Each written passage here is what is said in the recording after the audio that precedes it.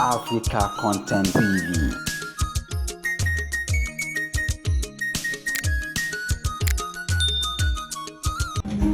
Mákindé Ìjẹ̀bú o, gbogbo ẹ̀yin ọmọ Ìjẹ̀bú nílé lóko àbí lẹ́yìn odi ẹ̀kú àlàfẹ́ rà kú.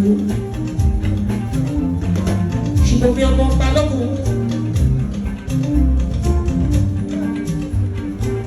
àwòrán ọjọ́ kú solókùn bàbá wa dàgbà ọlọ́run ọba dúpẹ́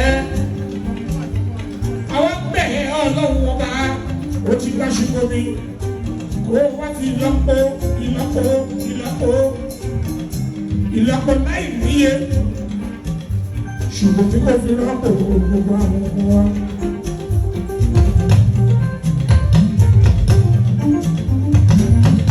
Kábíyèsí ọba dé tọ̀nà bàbá mi ẹ máa rọ rẹ̀ o. Ògèdè ọlọ́jà ẹyẹ. Olórí Yẹmí Bọ́lá kókí gbogbo ẹbí tí wọ́n ṣe